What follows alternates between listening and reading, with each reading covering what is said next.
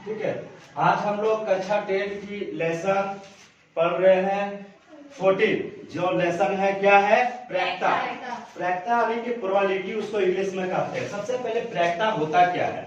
प्रैक्टा जो है वो तुम्हारा क्या है कि ये चांस है, यहाँ पे संभावना बनता है। क्या बनता है? चांस। चांस यानी कि संभावना।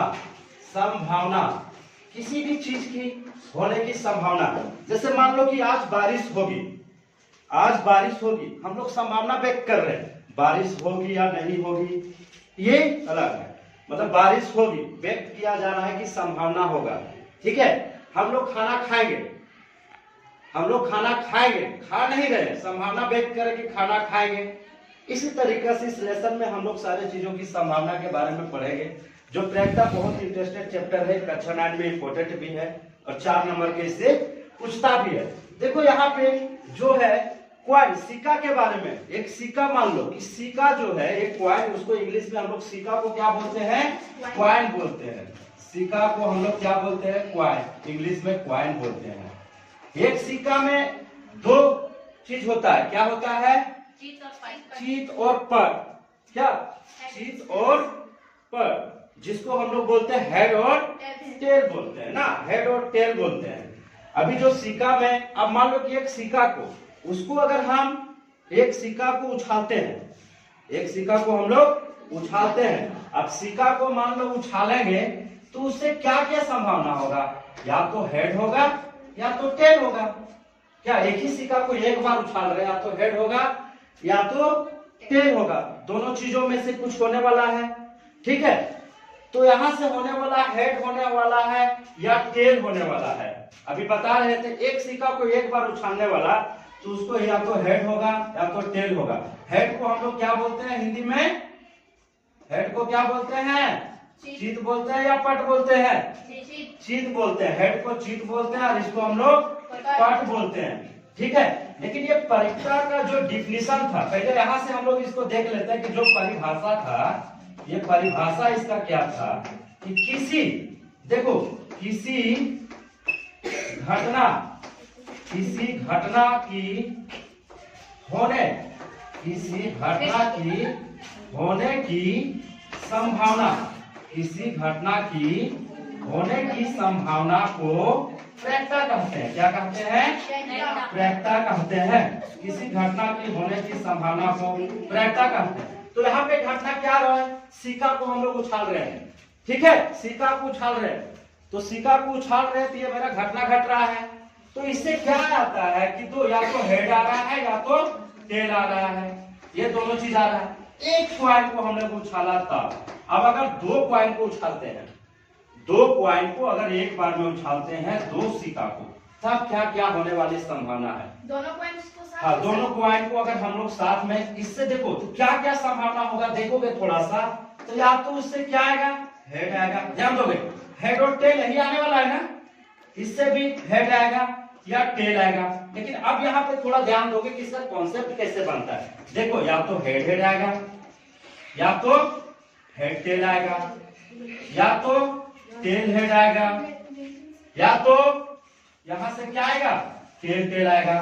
यानी कि अगर दो सिक्का को हम लोग एक साथ उछालते हैं तो इसका क्या निकलता है? देखो तो यहाँ जो इसका है सैंपल स्पेस, इसका कितना निकला? 4 निकला। 4 निकला ना। इसका बहुत अच्छा यहाँ से कुछ फार्मूला है, जो ट्रिक भी है। देखो कि ट्रिक है, इसको हम लोग डायरेक्ट याद कर सकते हैं कि कैसे इसको हम लोग फाइंड कर सकते हैं। देखो, इसका कुछ फार्मूला भी होता है। जैसे एक सिक्का था, एक सिक्का था, यहाँ पे 1 के मान लो कि स्क्वायर अगर हम लोग करते हैं, 1 के स्क्वायर करते हैं, तब क्या आएगा इसका? 1 के स्क्वायर यानी कि 1 इंटू 1 आता है ना, तो 1 आता है। अब मान लो देखो यहाँ 2 के स्क्वायर करेंगे, 2 का, एक सिक्का का यहाँ पे 2 के पावर n, यानी कि एक सिक्का के बारे में हम लोग बात कर रहे थे, तो 2 के पावर 1 कर देंगे। यानी कि इसका जो सैंपल स्पेस निकलने वाला है वो कितना निकलेगा? 2 निकलेगा। अगर इसी तरीके से दो सिक्का को हम लोग उछालेंगे तो n जो है वो सिक्कों की संख्या हो जाएगी जितना हम उछाल रहे हैं। तो इसको हम लोग क्या करेंगे? 2 के पावर 2 यानी कि 4 हो जाएगा। ठीक है। ये सिक्का को जितना हम उछाल रहे हैं, अगर मान लो कि अगर 3 सिक्का को उछाल रहे हैं तो क्या हो जाएगा? इसी तरीके से 2 के पावर 3 यानी कि 2 इंटू 2, इसको देखो 2 इंटू 2 इंटू 2 करेंगे तब कितना हो जाएगा, 8 हो जाएगा। इसको हम लोग ट्राई भी कर सकते हैं। तो ये इसका सिक्का के बारे में था। हम लोग अभी क्या पढ़ेंगे, डाइस के बारे में भी पढ़ेंगे और फिर पासा के बारे में। पासा वही हो गया तुम्हारा पार्ट 2, ठीक है। पार्ट 2 जो हम लोग बना रहे हैं वो क्या है, पासा है यानी कि डाइस, लूडो के गिट्टी ना। उसमें क्या क्या होता है, एक होता है देखो 1 होता है, 2 होता है, 3 होता है, 4 होता है, 5 होता है, 6 होता है। मान लो कि एक डाइस को अगर एक बार हम उछालते हैं तो उसकी संभावना क्या होगा, उसकी संभावना क्या होगा, किसी ये 6 अंक है, टोटल संख्या कितनी है 6, कुछ भी आएगा इसमें से, 1 आएगा या 2 आएगा या 3 आएगा, 4 आएगा, 5 आएगा, इसका सैंपल स्पेस क्या हो जाएगा, 1 2 3 4 5 6 कुछ भी आएगा, ठीक है। और इससे तुम्हारा 1 2 3 4 यहां से 2 चीज आता है, एक आता है विषम और एक आता है सम। देखो सम वाली संख्या और विषम वाली संख्या, सम और विषम। देखो सम संख्या क्या हो जाएगा, 2 4 और 6 ये हो जाता है, और विषम वाला क्या हो जाता है, 1 3 और 5 हो जाएगा। तो यहाँ से आगे तुम लोगों को क्वेश्चन अगर पूछेगा, बताएंगे ये बेसिक जब क्वेश्चन हम कराएंगे तो, कि सम संख्या की प्रायिकता ज्ञात करें। तो टोटल संख्या क्या है, टोटल संख्या 6 है, इसका फॉर्मूला अभी हमने बताया है। तो टोटल संख्या 6 है, तो टोटल आ जाता है तुम्हारा क्या आ जाएगा, नीचे आ जाएगा 6 हो जाएगा। ये जब बताएंगे तो टोटल संख्या 6 हो जाएगा और सम संख्या कितना है, 3 है। इसको काटेंगे तो 1/2 हो जाएगा। ये आगे हम जब कराएंगे क्वेश्चन तो बताएंगे। ये सम संख्या विषम संख्या थी। अब बात यहाँ पे आता कि अगर एक बार हम उसको उछाले, यानी कि 2 डाइस, अगर 2 डाइस को अगर हम 2 बार उसको उछालते हैं, मतलब एक ही साथ में उछालते हैं, तब क्या होता है, तब इसका क्या संभावना है। तो ध्यान दोगे कि इसका फार्मूला भी है। देखो 6 के पावर 1 करेंगे तो 6 आ जाएगा, 6 के पावर 2 करेंगे तो 36 आ जाएगा। देखो हम अभी बता रहे हैं कि 36 होना चाहिए, लेकिन वो 36 कैसे होगा, इसको हम लोग प्रैक्टिकल करके देखते हैं। यहाँ पे मान लो कि 1 हो गया, 2 हो गया, 3 4 5 6, यहाँ से 1 2 3 4 5 6, ये ध्यान दोगे। कभी बता रहे थे कि दो लूडो गोटी को एक साथ हम लोग उछाल रहे हैं, तो देखो इसको संभावना क्या होगा, 1,1 होगा, इसी साथ 1 के साथ यहाँ मल्टीप्लाई होगा 1 यानी 2, फिर देखो क्या हो जाएगा 1 3 1 4 1 5 और फिर 1 6, फिर ये 2 के साथ जाएगा 2 1 2 2 2 3 2 4 2 5 2 6, फिर 3 के साथ 3, 1 3, 2 और 3, 3 3, 4 और 3, 5 3, 6, 4 के साथ 4, 1 4, 2 4, 3 और 4, 4 4, 5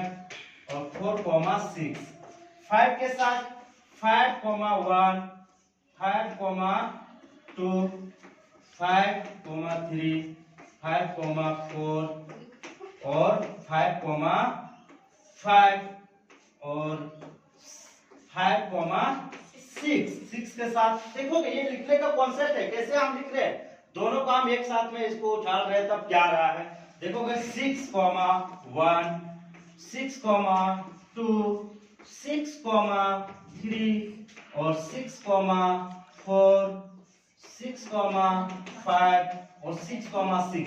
अभी मैं बता रहा था कि इसका फॉर्मूला है कि 6 के पावर n होगा कि कितने डैश को हम एक साथ उछाल रहे हैं, उछालने के बाद 2 डैश को साथ में उछाल रहे थे, तो 6 के स्क्वायर यानी 36।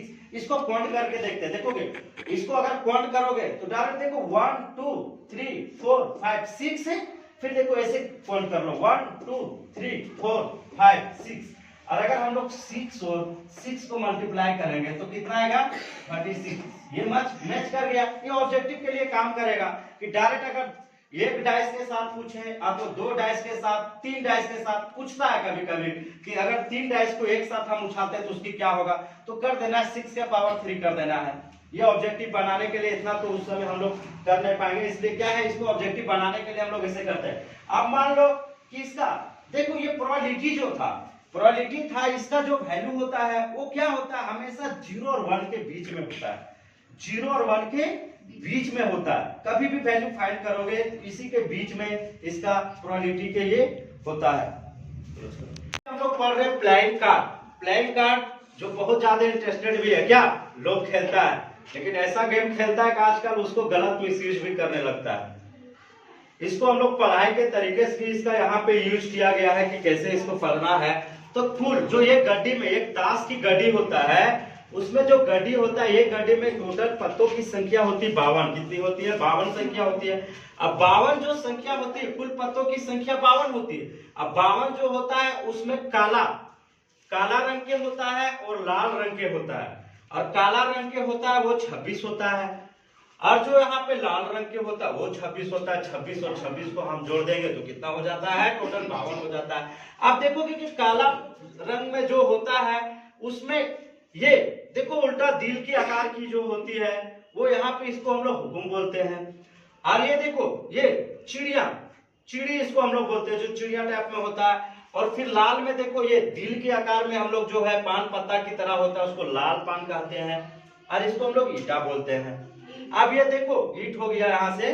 अब ध्यान दोगे कि ये टोटल है इसमें हो गया। अब ये इसमें कितना होता है, इसमें टोटल 13 होता है, इसमें भी 13 होता है, और इसमें भी 13 होता है, और इसमें भी 13 होता है। 13 अगर जोड़ेंगे हम लोग 4 बार तो ये 52 हो जाता है। अब बात ये आती है कि 52 हो जाता है। ताश जब हम लोग खेलते हैं तो इसमें 13 प्रकार के पत्ते होते हैं। 13 प्रकार के पत्ते क्या होता है, जो पहला होता है वो इक्का होता है। क्या होता है, इक्का होता है। अब इक्का के बाद बादशाह होता है, बादशाह। फिर यहाँ पे तुम्हारा हो गया बेगम, और ये हो गया गुलाम हो गया। और फिर यहां से हम लोग क्या करते हैं, इसको बोलते हैं नहला। फिर इसको हम लोग बोलते हैं, मान लो कि देखो ये यहाँ पे तुम्हारा डिसेंडिंग ऑर्डर में चला जाता है। 8 हो गया, 7 6 5 2। इसमें सबसे बड़ा पत्ता जो होता है वो इक्का होता है। ये जो है बादशाह और बेगम, ये राजा रानी है, क्या है, ये गुलाम है, इसका रक्षा करता है सर। देखो ध्यान दोगे यहाँ पे कि इसमें अब बात ये आती कि ये दोनों जो है ना, ये तीनों जो है यहाँ पे इसमें चेहरा वाला होता है, जोकर वाला होता है, इसमें फिगर रहता है, फेस कार्ड, इसको हम लोग फेस कार्ड भी बोलते हैं। इसमें चेहरा वाला रहता है टोटल। अब मान लो चेहरा वाला रहता है, एग्जाम में पूछता है कि टोटल चेहरे वाले फेस कार्ड की संख्या कितनी होती है, तो मान लो कि इसमें सभी में यही कंडीशन होगा, तो इसमें 3 हो गया, 3 इसमें हो गया, तो यहां से ध्यान दोगे कि 3 इसमें हो गया, तुम्हारा हुकुम में 3 हो गया, फिर ये चिड़ी में 3 हो गया, और लाल में 3 हो गया, और 3 इसमें हो गया। टोटल कितना हो गया, 12। तो एग्जाम में पूछता है कि फेस कार्ड की संख्या कितनी होती है, तो ये टोटल क्या हो जाता है, 12 हो जाता है। और ये भी पूछता है कि मान लो कि जो प्रैक्टा है कि काला पान, जो काला वाला है, काला रंग के पत्तों की प्रैक्टा ज्ञात करें, तो काला रंग की पत्तों की प्रैक्टा ज्ञात करेंगे, तो हम लोग यहाँ पे काले रंग की जो प्रैक्टा ज्ञात करेंगे तो क्या करेंगे, टोटल जो है वो हमारा 52 है, और काला रंग की संख्या कितनी है, 26 है। इसको हम लोग कट करेंगे तो कितना हो जाएगा, 1/2 हो जाएगा।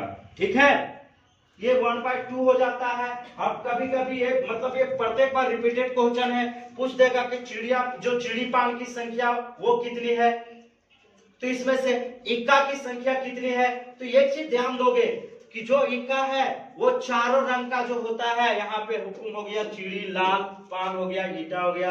ये ईट जो हो जाता है तुम्हारा, ये लगभग जो चारों है वो एक एक पत्ता करके होता है, और ये टोटल जो 13 है, यहाँ पे 13 को चारों में ये 13 भाग में होता है।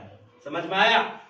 तो यहाँ से हम लोग क्या करते हैं कि लाल पान पूछता है, कभी इसका पूछता है। अब बात यह आती है यहाँ पे कि सर कि मान लो कि हम लोग कैसे जानेंगे कि काला पान के है या लाल पान के है।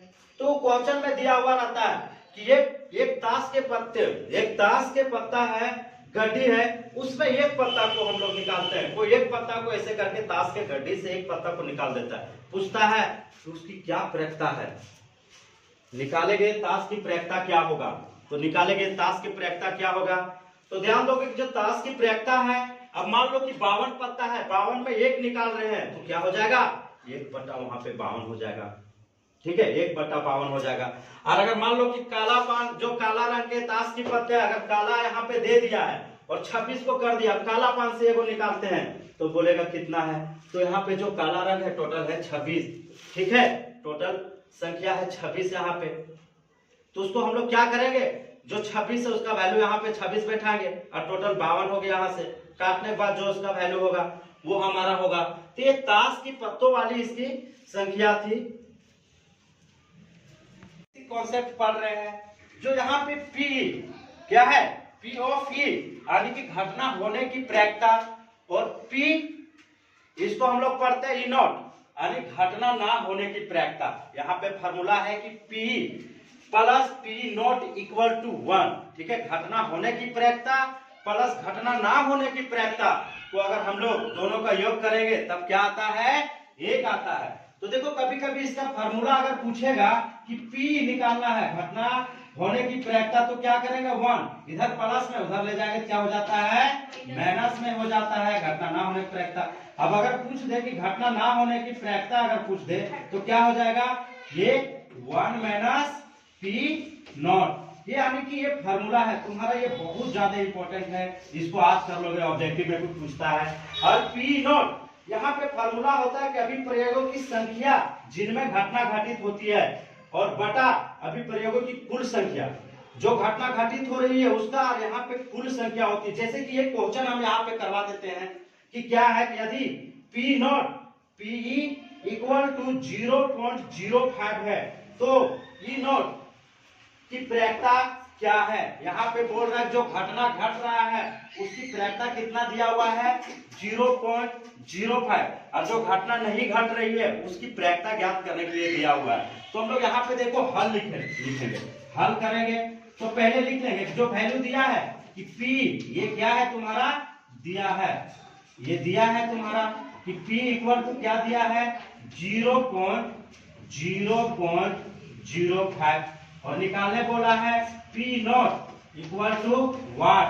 हम लोग देखेंगे थोड़ा जगह कमी पड़ जा रहा है, तो हम लोग क्या करेंगे, हम लोग जानते हैं कि निकालना है P। देखो अभी बता देते कि एक फॉर्मूला लिखने से काम नहीं चलता है। P नॉट इक्वल टू जो फॉर्मूला होता है, P नॉट इक्वल टू होता है 1 माइनस P।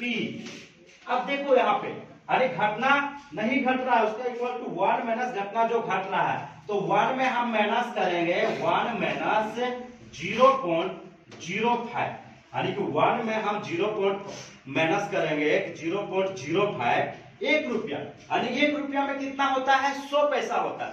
1 रुपया में 100 पैसा होता है, और 100 पैसा में अगर हम लोग माइनस करेंगे 0.05, यानी कि 5 पैसा माइनस करेंगे 1 रुपया में। 1 रुपया में 100 पैसा, और 100 पैसा में अगर 5 पैसा को हम माइनस करेंगे तो कितना होगा, तुम्हारा हो जाएगा ये 0.95।